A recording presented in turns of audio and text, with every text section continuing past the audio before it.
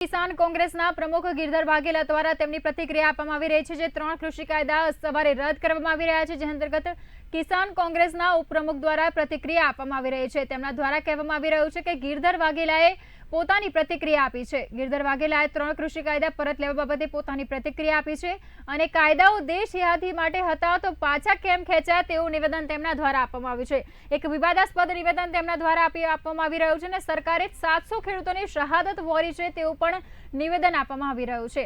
જો કાયદા ખેડૂતોના હિતમાં જ હતા તો પાછા કેમ લીધા અને શહીદી બાદ કેન્દ્ર સરકારે આ નિર્ણય કર્યો છે અને આ નિર્ણય લેવામાં ક્યાંક ને ક્યાંક સરકાર મોડી પડી છે તેવું કોંગ્રેસના ઉપપ્રમુખે કહ્યું છે।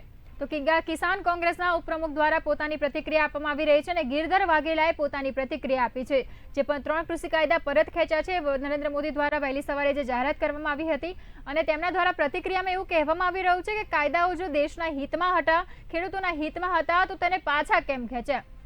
એક વિવાદાસ્પદ નિવેદન કહી શકાય અને સરકાર ઉપર આક્ષેપ પણ લગાવવામાં આવી રહ્યો છે કે સરકારે 700 ખેડૂતોની શહાદત વહોરી છે અને 700 ખેડૂતોની શહીદી બાદ કેન્દ્ર સરકારે આ નિર્ણય કર્યો છે। એટલે ક્યાંક ને ક્યાંક તેમના દ્વારા જે પ્રતિક્રિયા આપવામાં આવી રહી છે તેમના દ્વારા એવું કહેવામાં આવી રહ્યું છે કે ક્યાંક ને ક્યાંક સરકારે આ જે નિર્ણય કર્યો છે 3 કૃષિ કાયદા પરત ખેંચવાનો તે ક્યાંક ને ક્યાંક એમાં સરકાર મોડી પડી હોય તેવું તેમના દ્વારા નિવેદન આપવામાં આવી રહ્યું છે।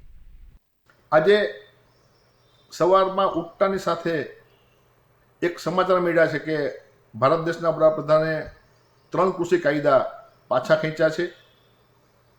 મારો સીધો પ્રશ્ન છે કે જો આ કાયદા દેશ હિત માટે હતા તો વડાપ્રધાનશ્રીએ પાછા શા માટે ખેંચ્યા છે અને જો આ કાયદા દેશ હિત માટે યોગ્ય નહોતા તો વડાપ્રધાન સાહેબે આ વર્ષ દિવસ સુધી આ કાયદાને જીદ સ્વરૂપે શા માટે ચલાવ્યા છે। 700 ખેડૂતોની શહાદત આ કાયદાની સામે લડત આપતા થઈ છે। માનનીય વડાપ્રધાન સાહેબે જો આ કાયદાને વહેલા ખેંચ્યા હોત, જો યુપી વિધાનસભાની ચૂંટણીની રાહ ના જોઈ હોત તો આ 700 કિસાનોએ જે શહીદી વરી છે, આ દેશની જનતાએ જે શહીદી વરી છે એ શહીદી કદાચ ન વરવી પડત। હું સ્પષ્ટ માનું છું કે જે કૃષિ કાયદાના નામે ઉદ્યોગપતિઓને લૂંટ માટેનો ખુલ્લો પરવાનો વડાપ્રધાન સાહેબ આપવા માંગતા હતા એ પરવાનાથી એને પીછેહટ કરવી પડી છે। એકના ડબલ ભાવ થાય ત્યાં સુધી જનતાને ચૂસવા દેવાનો જે કાયદો હતો એ કાયદો રદ કરવાનું કારણ માત્ર ને માત્ર રાજકીય છે। યુપી વિધાનસભાની ચૂંટણી છે। નરેન્દ્રભાઈ અથવા ભારતીય જનતા પાર્ટી ક્યારેય જનહિત માટે નિર્ણય લે એવું હું માનતો નથી। જે નિર્ણય લેવાના છે એના રાજકીય આંકલન કરીને, એના ભ્રષ્ટાચારના આંકલન કરીને, એમાં ઉદ્યોગપતિઓના ફાયદાના આંકલન કરીને નિર્ણય લે છે। આ જનતાની જીત છે, આ ખેડૂતોની જીત છે અને આ દેશની ઉદ્યોગપતિની ચુંગાલમાં ઘૂસતા બહાર નીકળવા માટેની આ આઝાદી છે એવું મને આ લાગે છે। આજે દેશના વડાપ્રધાન આદરણીય નરેન્દ્રભાઈ મોદી સાહેબે રાષ્ટ્રજોગ સંદેશાની અંદર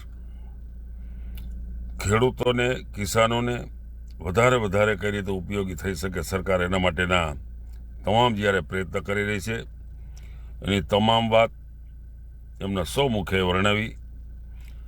ખેડૂતોને વધારે ઉત્પાદન આવે, ઓછા ખર્ચ થાય અને વધારે પ્રમાણમાં સારા ભાવ મળે એના માટેના જે કેન્દ્ર સરકાર જ્યારે પ્રયત્ન કરી રહી ત્યારે અમુક કિસાનોની એક લાગણી હતી કે કૃષિના 3 જે કાયદાઓ બહાર પાડવામાં આવેલા હતા એ પરત ખેંચાય। કિસાનોની લાગણીને ધ્યાનમાં રાખીને આજે જે જાહેરાત કરવામાં આવેલ છે કે આવનાર પાર્લામેન્ટ સત્રની અંદર આ કાયદા પાછા ખેંચવા માટેની જે કાંઈ પ્રોસિજર કરવાની પ્રોસિજર કરીને ખેડૂતોને લાગણીને ધ્યાનમાં રાખીને આજે જે કૃષિ કાયદાઓને પરત લેવાનો જે નિર્ણય કરેલો છે એટલા માટે એમનો આભાર વ્યક્ત કરું છું અને ભવિષ્યની અંદર ખેડૂતોને લગતા કાયદા, નિયમો કે કૃષિની અંદર કઈ રીતે વધારે ઉત્પાદન આવી શકે, કૃષિ કઈ રીતે સરળ બની શકે એના માટેના નિયમો બનાવવા માટેની એક કમિટી બનાવવા માટેની જાહેરાત કરવામાં આવેલ છે. કૃષિ તજજ્ઞ હોય, કૃષિ વૈજ્ઞાનિકો હોય, દરેક રાજ્યના પ્રતિનિધિ હોય, કૃષિ ક્ષેત્રના પણ પ્રતિનિધિ હોય, કિસાનો હોય, એને કમિટીના આધારે ભવિષ્યની અંદર સરકાર સારા સરળ કાયદા નિયમો બનાવીને ખેડૂતોને વધારે ઉપયોગી થઈ શકાય એવા પ્રયત્ન કરવા માટેની પણ જાહેરાત કરવામાં આવેલ છે. એનો આભાર વ્યક્ત કરું છું. Thank you. ભારત માતા કી જય.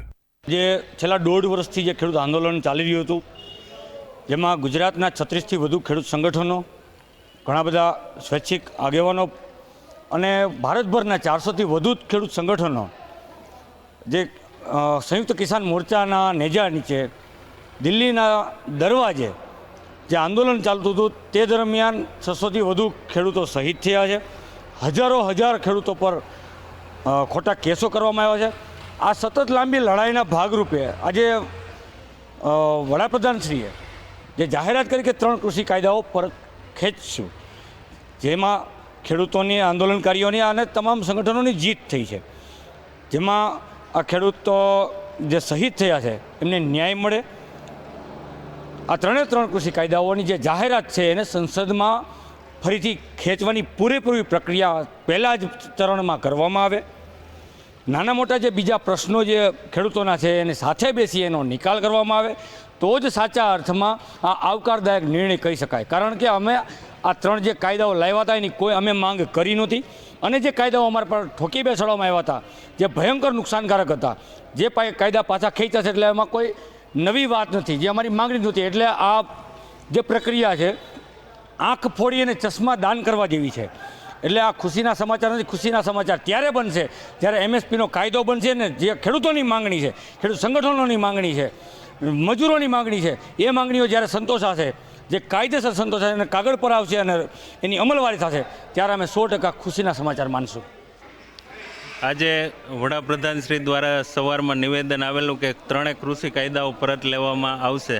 તેનાથી આજે તમામ એપીએમસી એક્ટ આવતી હતી તે નાબૂદ થાય છે, અને જે ટૂંકમાં સમસ્યાઓ હતી વેપારીઓની, ખેડૂતોની અને મજદૂરોની, એ તમામ સમસ્યાઓનો નિવેડો આવ્યો, સુખદ અંત આવ્યું. તેના માટે અમે વેપારીઓ પણ હર્ષ અનુભવીએ છીએ. અને ખેડૂતોને આવા ખેડૂતો પ્રત્યે કૂણું વલણ દાખવ્યા આગામી દિવસોમાં એ પણ સારું એવું કાર્ય વડાપ્રધાન શ્રી તરફથી કરવામાં આવ્યું છે. હવે જો આગામી સમયમાં ખેડૂતો પ્રત્યે અમુક હજી પ્રશ્નો છે તેનું ઝડપથી નિરાકરણ થાય એના માટે પણ જો આશા રાખીએ છીએ. જય હિન્દ. મારું નામ વિપુલ રામોલિયા, હું જેતपुर एपीएमसी शुभम ट्रेडिंग. बहुत बधाई देता हूँ सभी देशवासियों को आज गुरु नानक देव जी के पवित्र प्रकाश पुरब की. आज का वो दिन है जो गुरु नानक देव पातशाह जी का बहुत बड़ा दिन हम सारी पूरी दुनिया और कायनात मनाती है. ऐसे में गुरु नानक देव जी ने कीर्ति को बहुत बड़ा बताया है. गुरु नानक देव जी ने यहाँ तक कह दिया, कीर्त करो, नाम जपो, वंड छको. तो कीर्ति को जो उन्होंने बहुत बड़ा सम्मान दिया था, आज वो दिन सामने है. आज के दिन देश के प्रधानमंत्री जी ने 3 कानूनों को रद्द करने की बात कही. हमारे लिए ये बहुत पवित्र दिन है और इस अनाउंसमेंट की बहुत बड़ी अहमियत है, क्योंकि गुरु नानक देव पातशाह जी ने ही ये कृपा की है और उनकी कृपा से ही ये संभव हुआ है. इसलिए एक सिख होने के नाते मेरे लिए इस बात की बहुत बड़ी अहमियत है कि गुरु नानक देव जी के प्रकाश पुरब वाले दिन इसको अनाउंस किया गया. प्रधानमंत्री जी ने आज ही वो इस सारी बात को लेकर के अपनी बात कही है. तो मुझे सिर्फ इतना ही कहना है कि उन्होंने सारी विस्तार से चर्चा करने के पश्चात जो है वो सारी चीज़ों को सही परिप्रेक्ष्य में देखते हुए जो भी निर्णय लिया है प्रधानमंत्री जी ने, उसका हम स्वागत करते हैं. प्रकाश उत्सव के पावन पर्व पर आज प्रधानमंत्री नरेंद्र मोदी जी ने 3 कृषि बिल वापस लेने की घोषणा की है. तमाम किसानों को इसका स्वागत करना चाहिए, अपने धरने समाप्त कर देने चाहिए और अपने अपने घरों को जाकर अपने नियमित कामों की ओर लगना चाहिए. कृषि कानूनों को प्रधानमंत्री नरेंद्र मोदी जी ने रद्द करने का ऐलान किया और इससे जो पता चलता है कि प्रधानमंत्री श्री नरेंद्र मोदी जी जहां एक निर्णायक व्यक्तित्व के मालिक हैं और इस व्यक्तित्व में एक ऐसा दिल धड़कता है जो गरीबों के लिए है, किसानों के लिए है।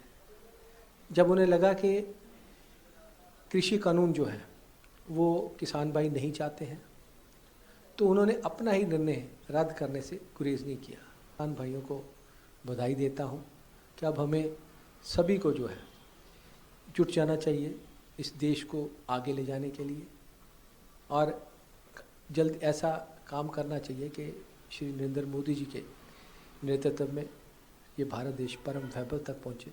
कि किसी भी सरकार का यही प्रयास होता है कि उसके किए गए कार्यों से सबका साथ, सबका विश्वास और सबका विकास साथ में चले।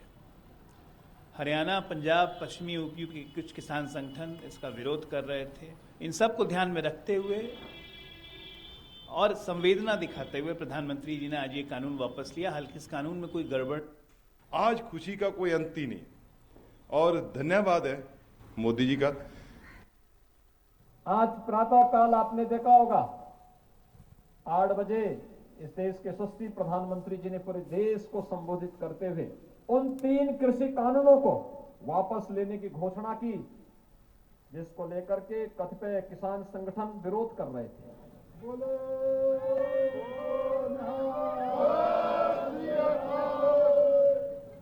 ये कृषि कानून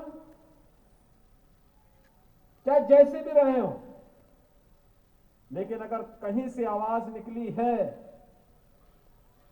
तो लोकतंत्र में इस आवाज की हम अनसुनी नहीं कर सकते। ये हमारी कमी थी कि हम लोगों ने